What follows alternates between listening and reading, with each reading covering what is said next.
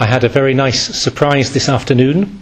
I'm pottering around in the sacristy, getting ready for tonight, and Oscar comes in with a gift of a beautiful and expensive bottle of wine for me, saying that this is a gift from the students of the house, because many of them come from countries where on Maundy Thursday today there is a tradition to give gifts to your priest and thank them for the gift of the priesthood. So let's have more of these traditions, I say. No, I was very moved, really, by the thoughtfulness of Oscar and the residents here.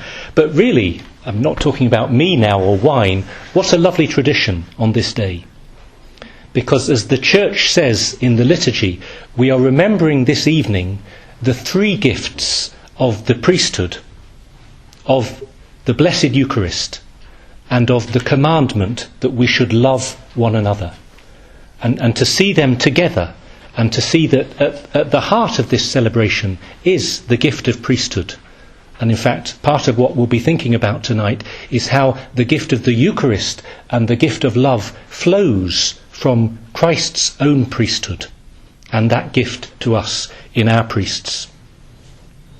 So I was very moved and touched and surprised, and it brought back lots of memories of my ordination of 19 years ago.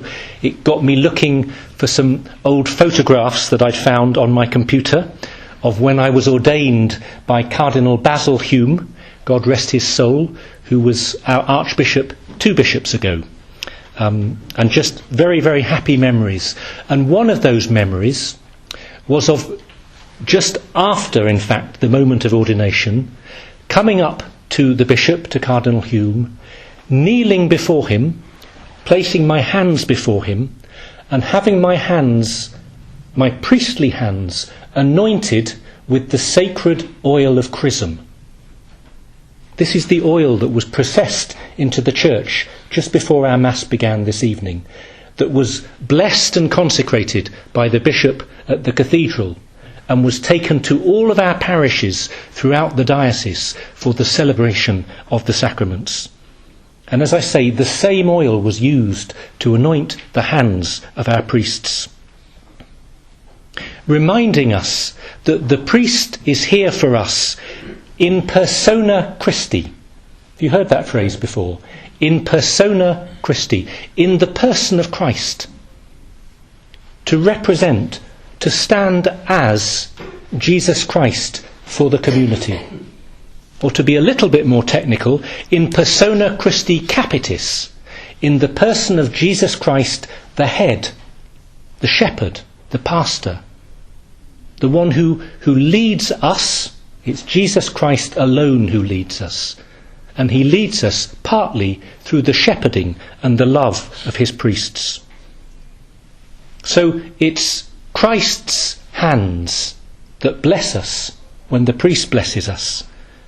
It's Christ who in this Mass, when we remember the first Mass, the Last Supper, it's his hands that through the hands of the priest take the bread and wine and consecrate them to become his body and blood.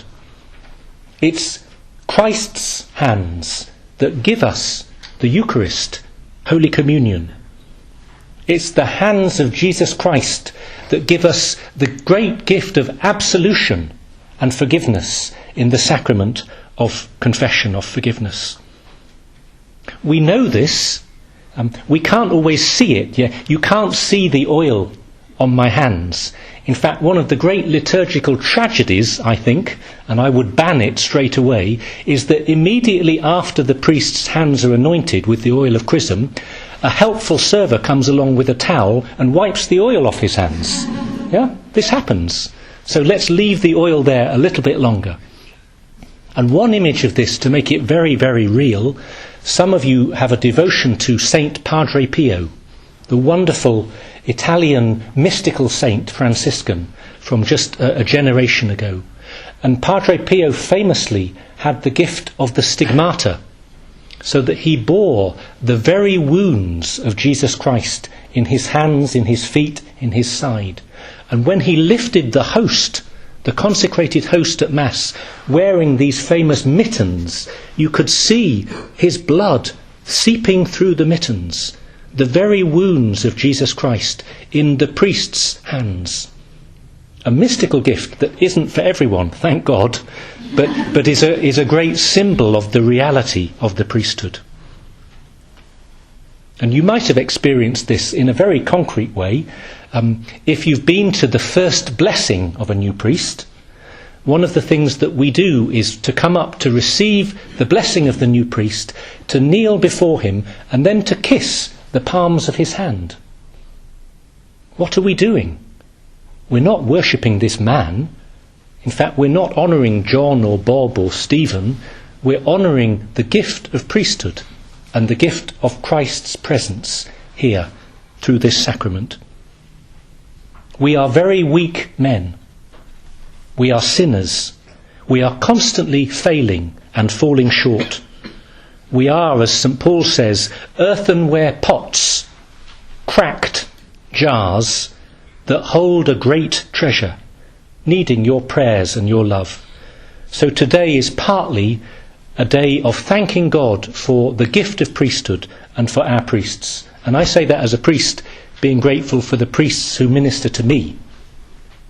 And just a little bonus is that we have here this week with us John and Rajiv, two of our seminarians who've been at Newman House on placement all year and are with us for the Triduum. And what a gift it is that we can prepare not just for the baptism of our elect this evening, but we can look forward to John and Rajiv being ordained as deacons this summer and, God willing, as priests next summer.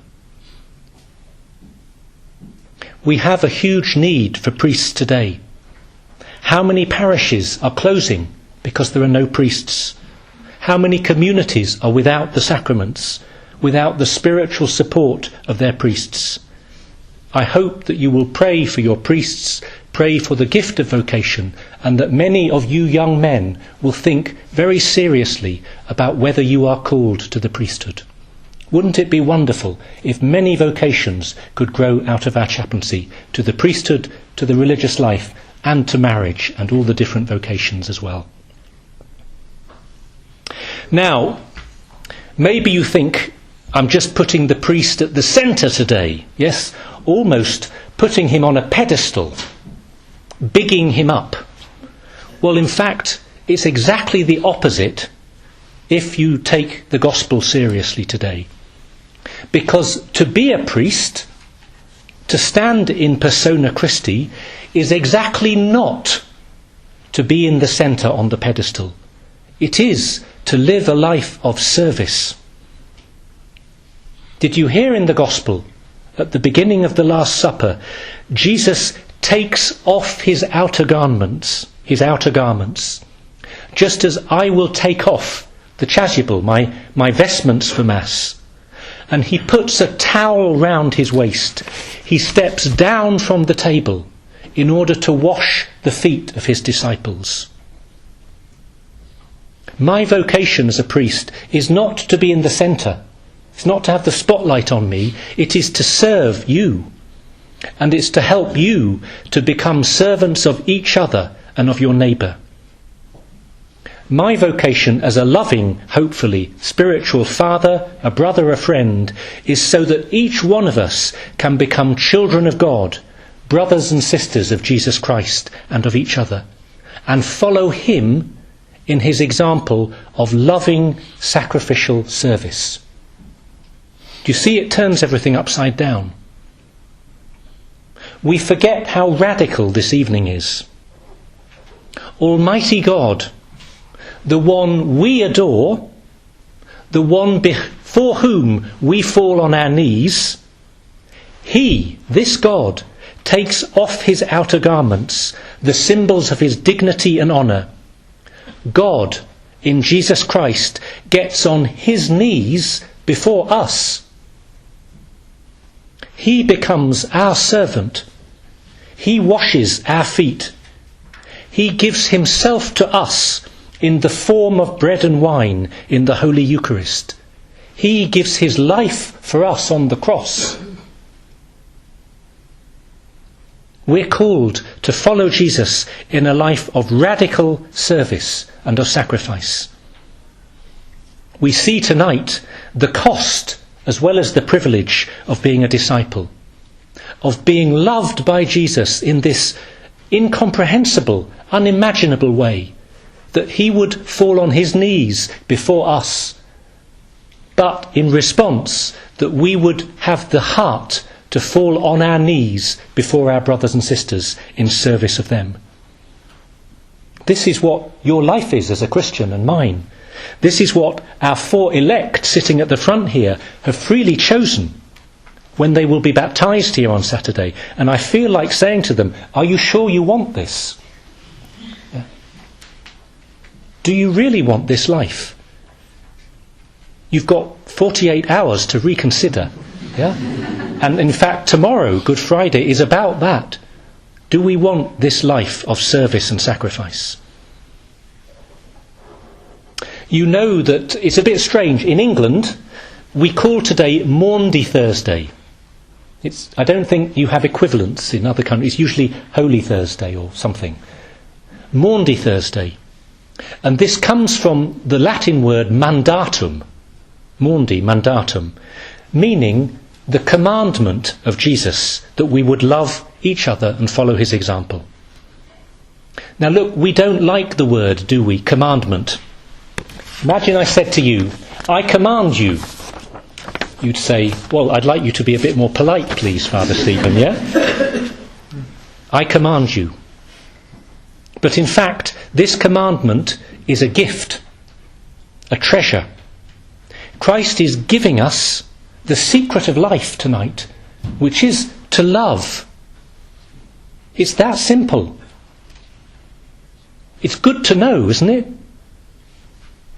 We're you students particularly, yeah. You have many obsessions. I'm going to list 2 that I've noticed over these last few years. Yes, one obsession you have is with the future. Yeah, you are constantly, obsessively thinking about the future. Yeah, what are my exams going to be? What will the exam question be? What grade will I get? Will I get an internship this summer? Will I get on the course I want next year? What job will I get? When will I find a husband or wife? It's all about the future. Yeah. Now that's okay, but wouldn't it be nice if we had an equal amount about the present? Not saying more, just equal. Equally to be obsessed with today. And not what will my purpose be next year when I discover it? What will my career be? What will my marriage and family or vocation be in that future, capital F? But what is my purpose today? And we know that. We know. Our purpose today, our vocation, is to love God and to love our neighbour. And to give our lives in loving service to those we meet. It could not be simpler. And if only we could give as much energy and obsession to that, at least 50%, and the other stuff might become a little bit easier. But you see, I'm not saying this to nag. I'm saying what a great consolation it is to know that. We do have worries. We do have anxieties about the future. But there is so much that we know now. And so much to be getting on with. And another obsession that you students have is comparing yourselves with other people. Yeah? If only I were like this person, as intelligent as them, as clever, as beautiful, as eloquent, as socially adept, as rich, as competent, as liked. Yeah? Think of all the petty and serious and mind-bending jealousies that you've been fighting with over your time as a student. And look, just in case you didn't know, all of us are like this as well, even when we're not students. Yeah, but look, you can compare yourself with others, and we are different. But there is a fundamental equality that no one can take away, which is that we are all loved by Jesus Christ. That he goes on his knees before us to wash our feet, as I will wash the feet of our disciples this evening. And he gives his life on the cross for each of us equally, without holding anything back.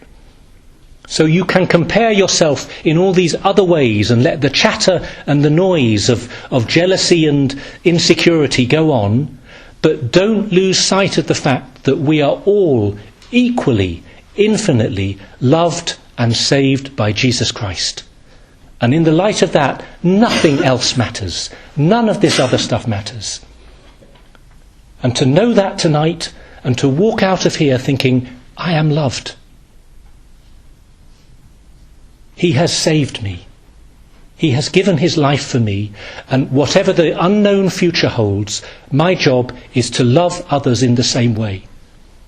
My friends, my colleagues, my family, the people in my life now, not the unknown people of the future, but the real people of now.